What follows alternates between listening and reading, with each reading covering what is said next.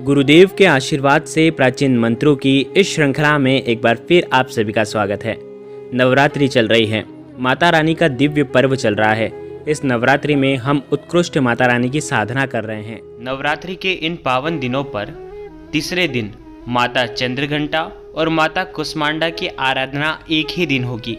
पहले हम माता चंद्रघंटा की आराधना विधि बताएंगे, उपाय बताएंगे। उसके बाद आपको माँ कुष्मांडा की आराधना विधि और उपाय बताएंगे। तो इस वीडियो को अंत तक ज़रूर देखिएगा। आज के इस वीडियो में हम आपको माँ चंद्रघंटा की कथा सुनाएंगे, इनके दिव्य मंत्र आप तक पहुँचाएंगे, पूजन विधि आप तक पहुँचाएंगे और आपको आज के दिन क्या उपाय करना चाहिए जिससे आपके जीवन में, आपके घर में जो भी नकारात्मक शक्ति जो जन्म ले चुकी है, जो जन्म लेने वाली है, उन सभी का नाश हो जाए। माँ चंद्रघंटा की उत्पत्ति बुरी शक्तियों के नाश, धर्म की रक्षा और संसार से अंधकार मिटाने के लिए हुआ है। मान्यता ये है कि माँ चंद्रघंटा की उपासना साधक को आध्यात्मिक और आत्मिक शक्ति प्रदान करती है। कहा जाता है कि माता चंद्रघंटा की साधना कर दुर्गा सप्तशती का पाठ करने वाला उपासक को संसार में यश, कीर्ति, सम्मान और मोक्ष मिलता है। नवरात्रि का आज तीसरा दिन है। इस दिन माता दुर्गा के तृतीय रूप चंद्रघंटा की पूजा होती है। नवरात्र उपासना में तीसरे दिन की पूजा का बहुत बड़ा महत्व होता है। देवी का यह रूप भक्तों को सभी प्रकार की बाधाओं और संकटों से उबारने वाला है। देवी के मस्तक पर घंटे के आकार का अर्ध चंद्र है। इस कारण देवी के इस रूप को चंद्रघंटा कहा जाता है। माता चंद्रघंटा की पूजा करने से भक्तों के समस्त पाप और बाधाएं दूर हो जाती हैं। इसलिए भक्तों को नवदुर्गा के इस स्वरूप की विधि विधान से पूजा अर्चना करनी चाहिए। इससे संसारिक कष्टों से मुक्ति और सुखी जीवन का आशीर्वाद प्राप्त होता है। हम आपको माँ दुर्गा की तृतीय शक्ति माँ चंद्रघंटा की कथा और महिमा बताएंगे। धर्म प्रेमियों, नवरात्रि के तीसरे दिन माँ चंद्रघंटा की पूजा की जाती है। असुरों के विनाश हेतु माँ दुर्गा से देवी चंद्रघंटा तृतीय रूप में प्रकट हुई थी। देवी चंद्रघंटा माँ दुर्गा का ही शक्ति रूप है जो संपूर्ण जगत की पीड़ा का नाश करती है। देवी चंद्रघंटा की पूजा करने से भक्तों को मनोवांछित फल की प्राप्ति होती है। इसलिए नवरात्रि के तीसरे दिन की पूजा को आध्यात्मिक महत्वपूर्ण माना गया है। माँ चंद्रघंटा को शांतिदायक और कल्याणकारी माना गया है। माँ का ध्यान करने से व्यक्ति को लोक और परलोक दोनों में सद्गति की प्राप्ति होती है। माँ के पूजन से भय का नाश और साहस की प्राप्ति होती है। माँ चंद्रघंटा की कृपा से साधक के समस्त पाप और बाधाएं खत्म हो जाती हैं। इनकी आराधना फलदायी मानी जाती है। माँ चंद्रघंटा भक्तों के कष्टों का निवारण शीघ्र ही करती हैं। माँ चंद्रघंटा के साधक और उपासक जहाँ भी जाते हैं, लोग उन्हें देखकर शांति और सुख का अनुभव करते हैं। माँ चंद्रघंटा की आराधना विधि विधान के अनुसार करने से साधक समस्त संसारिक कष्टों से विमुख होकर सहज ही परम पद के अधिकारी बन जाते हैं। माँ चंद्रघंटा की कृपा से व्यक्ति की सारी बाधाएं हट जाती है। माँ चंद्रघंटा आसुरी शक्तियों से रक्षा करती हैं। माँ चंद्रघंटा की पूजा करने वाले भक्तों को भूत प्रेत बाधा कभी भी नहीं सताते। माँ चंद्रघंटा की आराधना करने वालों का अहंकार भी नष्ट हो जाता है। आज के दिन माँ चंद्रघंटा की इस पावन कथा को सुनने मात्र से ही सौभाग्य, शांति और वैभव की प्राप्ति होती है। माँ चंद्रघंटा की कृपा से हर तरह के पाप और सभी बाधाएं दूर हो जाती हैं और माँ चंद्रघंटा प्रसन्न होकर अपने भक्तों के जो भी कष्ट होते हैं उनका निवारण करती है। माता चंद्रघंटा का रंग स्वर्ण के समान चमकीला है। माता के 3 नेत्र और 10 हाथ हैं। इनके कर कमल, गदा, बाण, धनुष, त्रिशूल, खड्ग, खप्पर, चक्र और अस्त्र शस्त्र हैं। अग्नि जैसे वर्ण वाली, ज्ञान से जगमगाने वाली। आइए शुरू करते हैं माता चंद्रघंटा की कथा। ध्यान से और उत्कृष्ट शुभ भाव से सुनिएगा। देवताओं और असुरों के बीच लंबे समय तक युद्ध चला। असुरों का स्वामी महिषासुर था और देवताओं के इंद्र। महिषासुर ने देवताओं पर विजय प्राप्त कर इंद्र का सिंहासन हासिल कर लिया था और स्वर्गलोक पर राज करने लगा था। इसे देखकर सभी देवतागण परेशान हो गए और इसी समस्या से निकलने का उपाय जानने के लिए त्रिदेव ब्रह्मा, विष्णु और महेश के पास गए। देवताओं ने बताया कि महिषासुर ने इंद्र, चंद्र, सूर्य, वायु और अन्य देवी देवताओं के सभी अधिकार छीन लिए हैं और उन्हें बंधक बनाकर स्वयं स्वर्गलोक पर राज कर रहा है और राजा बन गया है। देवताओं ने बताया कि महिषासुर के अत्याचारों के कारण अब देवता पृथ्वी पर विचरण कर रहे हैं और स्वर्ग में उनका कोई स्थान नहीं है। यह सुनकर ब्रह्मा, विष्णु और भगवान शंकर को आध्यात्मिक क्रोध आया। क्रोध के कारण तीनों के मुख से ऊर्जा उत्पन्न हुई। देवगुणों के शरीर से निकली ऊर्जा भी उस ऊर्जा से जाकर मिल गई। यह दशों दिशाओं से व्यक्त होने लगी। तभी वहाँ एक देवी का अवतरण हुआ। भगवान शंकर ने देवी माँ को त्रिशूल और भगवान विष्णु ने चक्र प्रदान किया। इसी प्रकार अन्य देवी देवताओं ने माता के हाथ में अस्त्र शस्त्र सजा दिए। इंद्र ने भी अपना वज्र और ऐरावत हाथी से उतरकर एक घंटा दिया। सूर्य ने अपना तेज और तलवार दिया और सवारी के लिए शेर दिया। देवी अब महिषासुर से युद्ध के लिए पूरी तरह से तैयार थी। उनका विशालकाय रूप देखकर महिषासुर यह समझ गया कि अब उसका काल आ गया। महिषासुर ने अपनी सेना को देवी पर हमला करने को कहा। अन्य दैत्य और दानवों के दल भी युद्ध में कूद पड़े। देवी ने एक ही झटके में दानवों का संहार कर दिया। इस युद्ध में महिषासुर तो मारा ही गया, साथ ही अन्य बड़े बड़े दानव और राक्षस भी मारे गए। इस तरह माँ ने सभी देवताओं को असुरों से अभय दान दिलाया। इसीलिए माँ चंद्रघंटा हमारी शत्रुओं से रक्षा करती है। आइए जानते हैं इस दिन उत्कृष्ट माँ चंद्रघंटा की हमें पूजा कैसी करनी चाहिए। माँ चंद्रघंटा को अपना वाहन सिंह बहुत प्रिय है और इसीलिए गोल्डन रंग के कपड़े पहनना भी शुभ होता है। देवी चंद्रघंटा को प्रसन्न करने के लिए श्रद्धालुओं को भूरे रंग के कपड़े पहनने चाहिए। माँ चंद्रघंटा को लाल फूल, लाल सेब और गुड़ चढ़ाएं। भोग चढ़ाने के दौरान और मंत्र पढ़ते वक्त मंदिर की घंटी ज़रूर बजाएं, क्योंकि माँ चंद्रघंटा की पूजा में घंटे का बहुत बड़ा महत्व होता है। अगर आपके घर में माँ चंद्रघंटा की तस्वीर नहीं हो तो आप माँ दुर्गा के सामने भी पूजा कर सकते हैं। मान्यता ये है कि घंटे की ध्वनि से माँ चंद्रघंटा अपने भक्तों पर हमेशा अपनी कृपा बरसाती है और शत्रुओं की हार होती है। इस दिन गाय के दूध का प्रसाद चढ़ाने का विशेष विधान है। कहा जाता है कि इससे हर तरह के दुखों से मुक्ति मिलती है। साथ ही मखाने की खीर का भोग भी लगाना श्रेयस्कर माना गया है।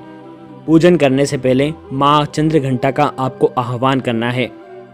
हे माँ, इस नवरात्रि के उत्तम पर्व पर आप हमारे घर में पधारो। आपकी कृपा से हमारा जीवन उत्कृष्ट बनेगा, सफल बनेगा। आपका आशीर्वाद हमारे लिए बहुत महत्वपूर्ण है। आओ माँ, आप हमारे घर में पधारो। इस तरीके से शुभ भावों से आपको माता रानी का आह्वान करना है। इस दिन आपको किस मंत्र का जाप करना चाहिए? मंत्र है या देवी सर्वभूतेषु माँ चंद्रघंटा रूपेण संस्थिता नमस्तस्ये नमस्तस्ये नमस्तस्ये नमो नमः। इस मंत्र का 108 बार आपको जाप करना है। नहीं हो सके तो कम से कम 31 बार तो आपको जाप करना ही है। माँ चंद्रघंटा का आपको बीज मंत्र का आपको जाप करना है। बीज मंत्र है ऐं श्रीं शक्तये नमः। इस मंत्र का कम से कम आपको 108 बार जाप करना है। आइए जानते हैं इस दिन आपको क्या उत्कृष्ट उपाय करना चाहिए। आपको इस दिन माता रानी की पूजन करने के बाद शाम को आपको पूरे घर में घंटी बजाना है। घर के एक एक कोने में आपको घंटी बजाना है और बीज मंत्र ऐं श्रीं शक्तये नमः का जाप करना है। आप ये मंत्र बोले और घंटी बजाते रहें। ऐसा करने से घर में जो भी नकारात्मक ऊर्जा आपके घर में पनप रही है, जो आने वाली है, वो सब पहले से ही नाश हो जाएगी और जो घर में आपकी नकारात्मक ऊर्जा है उस सब का नाश हो जाएगा। आपके घर में जो भी नज़र दोष लगा हो, किसी भी व्यक्ति को नज़र दोष लगा हो, किसी भी प्रकार का दोष आपके घर में उत्पन्न हो रहा हो, वह सब नाश हो जाएगा। इस दिन घंटी बजाना बहुत शुभ होता है। घंटी बजाने से आपका हृदय, सामने वाले का हृदय भी परिवर्तित होता है, पावन होता है।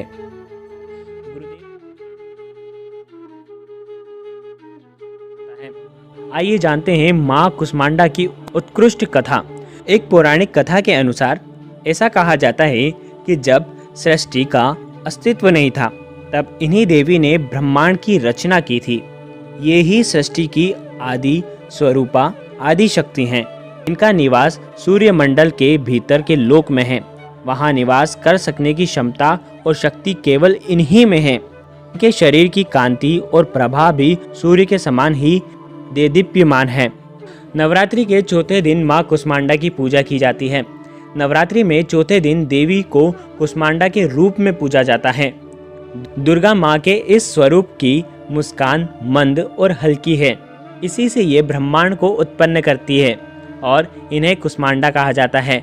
जब सृष्टि का निर्माण नहीं हुआ था तब चारों ओर सिर्फ अंधकार ही अंधकार था। तब माँ कुष्मांडा ने अपने हिषद हास्य से ब्रह्मांड की रचना की थी। यही कारण है कि माँ को आदि स्वरूप या आदि शक्ति कहा जाता है। श्री कुष्मांडा की उपासना से भक्तों के समस्त रोग शोक नष्ट हो जाते हैं। इनकी आराधना से मनुष्य त्रिविध तप से मुक्त होता है। माँ कुष्मांडा सदैव अपने भक्तों पर कृपा दृष्टि रखती हैं। इनकी पूजा आराधना से हृदय को शांति एवं लक्ष्मी की प्राप्ति होती है। इस दिन भक्त का मन अनाहत चक्र में स्थित होता है, अतः इस दिन उसे अत्यंत और शांत मन से कुष्मांडा देवी के स्वरूप को ध्यान में रखकर पूजा करनी चाहिए। माँ भगवती का चौथा स्वरूप यानी कि देवी कुष्मांडा भक्तों पर अत्यंत शीघ्र प्रसन्न होती है। यदि सच्चे मन से देवी का स्मरण किया जाए और स्वयं को पूर्ण रूप से उन्हें समर्पित कर दिया जाए तो माता कुष्मांडा भक्तों पर अति शीघ्र कृपा करती है। यह शक्ति का चौथा स्वरूप है जिन्हें सूर्य के सामने तेजस्वी माना गया है। देवी कुष्मांडा व उनकी 8 भुजाएं हमें कर्मयोगी जीवन अपनाकर तेज अर्जित करने की प्रेरणा देती है। उनकी मधुर मुस्कान हमारे जीवन शक्ति का संवर्धन करती है। संवर्धन करते हुए हमें हंसते हुए कठिन से कठिन मार्ग पर चलकर सफलता पाने को प्रेरित करती है। माँ कुष्मांडा की 8 भुजाएं हैं, अतः माँ को अष्टभुजा भी कहा जाता है। माँ के 7 हाथों में कमंडल, धनुष, बाण, कमल पुष्प, अमृत पूर्ण कलश, चक्र तथा गदा है। वहीं माँ के 8वें हाथ में सभी सिद्धियों और निधियों को देने वाली जपमाला है। माँ का वाहन सिंह है। माँ का वास सूर्यमंडल के भीतर लोक में स्थित है। इस लोक में रहने की क्षमता केवल माँ के इस ही रूप में है। ब्रह्मांड की जो कुछ भी है सभी में इनका तेज व्यक्त है। माँ कुष्मांडा की पूजा करने से व्यक्ति को सभी रोगों और अशोकों से मुक्ति मिल जाती है। साथ ही उसे यश, आयु, आरोग्य और बल प्राप्त होता है। सच्चे मन से माँ की आराधना करने से भक्तों को सुगमता से परम पद प्राप्त होता है। माँ कुष्मांडा आधियों वादियों से मुक्त कराती है और सुख समृद्धि और उन्नति प्रदान करती है। ऐसे में कहा जाता है कि माँ की आराधना से भक्त हमेशा तत्पर रहना चाहिए। आइए जानते हैं आपको माता रानी की इस दिन किस मंत्र का आपको जाप करना चाहिए। कुष्मांडा देवी का मंत्र है या देवी सर्वभूतेषु माँ कुष्मांडा रूपेण संस्थिता नमस्तस्ये नमस्तस्ये नमस्तस्ये नमो नमः। इस मंत्र का आपको 108 बार जाप करना चाहिए। अगर नहीं हो सके तो 31 बार कम से कम आपको इसका जाप करना ही है। आपको माता रानी का इस दिन बीज मंत्र का भी आपको जाप करना है। बीज मंत्र है ऐं ह्रीं देवे नमः। आइए जानते हैं माँ कुष्मांडा की पूजा विधि क्या है। सबसे पहले कलश और उसमें उपस्थित देवी देवता की पूजा करें जो आपने घट स्थापना में रखा हुआ है। फिर अन्य देवी देवताओं की पूजा करनी चाहिए। इनकी पूजा के बाद देवी कुष्मांडा की पूजा करें। इस दिन सुबह जल्दी उठकर स्नान कर हाथों में फूल लेकर देवी को प्रणाम करना चाहिए। इसके बाद व्रत पूजन का संकल्प लें और फिर माँ कुष्मांडा सहित समस्त स्थापित देवी देवता की पूजा करें। फिर माता की कथा सुनें, इनके मंत्रों का जाप करते हुए ध्यान करें और अंत में आरती उतारकर तत्पश्चात प्रसाद वितरण कर पूजन का संपन्न करें। अंत में माता को मालपुए या कुम्हरे से बने पेठे का भोग लगाएं। तो हलवा और दही का भोग लगाना चाहिए। फिर उसे आप घर में प्रसाद के रूप में ग्रहण कर सकते हैं। स्नान आदि से निवृत्त हो जाने के बाद आपको माँ कुष्मांडा का स्मरण करना है। उनको धूप, गंध, अक्षत, लाल पुष्प, सफ़ेद कुम्हड़ा, फल, सूखे मेवे और सौभाग्य का सामान अर्पित करें। आइए जानते हैं आपको इस उत्कृष्ट और पावन दिन पर क्या उपाय करने चाहिए जिससे आपके जीवन में कुछ परिवर्तन आए, कुछ बदलाव आए और आपका जीवन सुखमय बन जाए। अगर आपके घर में माता कुष्मांडा की प्रतिमा या फोटो हो तो उन्हें प्रणाम करें और आपको देवी को लाल रंग के गुलाब के फूलों की पंखुड़ियां अर्पण करनी चाहिए। आप किसी मंदिर में भी जाकर ये कर सकते हैं। इससे जल्द ही रुका हुआ पैसा आपको वापस मिलने लगता है। जहाँ कहीं भी आपका पैसा अटका हो या कहीं से भी आपके घर में पैसा आने वाला हो जो आपको नहीं मिल पा रहा है, जो रास्ते बंद हो चुके हैं, वो भी सब खुल जाते हैं। जो आपके पुण्य का पैसा है जो रुका हुआ है वो वापस आने लग जाएगा। दूसरा उपाय आप बहुत ही ध्यान से सुनिएगा, क्योंकि ये उपाय आपको बहुत सावधानी से करना है। ध्यान से सुनिएगा। माँ कुष्मांडा की आराधना से बुध ग्रह मजबूत होता है। इसके लिए आप अपनी उम्र के हिसाब से हरी इलायची देवी माँ को अर्पित करें। अगर आपकी उम्र 18 है तो आप 18 इलायची देवी को समर्पित करें।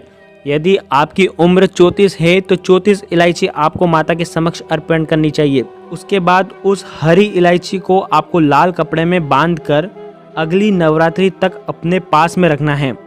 इससे आपको बहुत ही उत्कृष्ट लाभ होने वाला है। जितने भी कार्य, जितने भी दुख आपके जीवन में आ रहे हैं वो सब नष्ट हो जाएंगे, वो सब समाप्त हो जाएंगे। जो भी दुख होगा, पैसों का दुख होगा, परिवार का दुख होगा, व्यापार का दुख होगा, संतानों का दुख होगा, जो भी दुख हैं वो सब समाप्त हो जाएंगे। आपको ये इलायची बहुत ही आराम से संभाल के रखनी है। या तो आप आपके पास रखें, आपकी अलमारी में रखें, या तो आप आपके मंदिर में ही ये रखें। ये बहुत ही सरल उपाय है, ये आपको करना चाहिए। आपको इसे गुप्त नवरात्रि में नहीं खमाना है। ध्यान रखें, आपको इसे गुप्त नवरात्रि में नहीं खमाना है। इसके बाद जो भी आपकी नवरात्रि आएगी, नवरात्रि वो पूर्ण हो जाएगी, उसके बाद आप ये खमा सकते हैं। जीवन में आ रहे हैं जितने भी दुख हैं, माँ कुष्मांडा के आशीर्वाद से वो सब खत्म हो जाएंगे। बहुत ही सरल और साफ उपाय है। ध्यान से करेंगे तो निश्चित ही आपको फ़ायदा मिलेगा। माँ की उत्कृष्ट कृपा रहेगी। श्रद्धा विश्वास बहुत ज़रूरी होता है। गुरुदेव के आशीर्वाद से प्राचीन मंत्र, यंत्र और उपाय आपको प्रभावना के रूप में दिए जा रहे हैं। आपके अपने इस चैनल को लाइक करें, शेयर करें, सब्सक्राइब करें और बेल आइकन को ज़रूर प्रेस करें।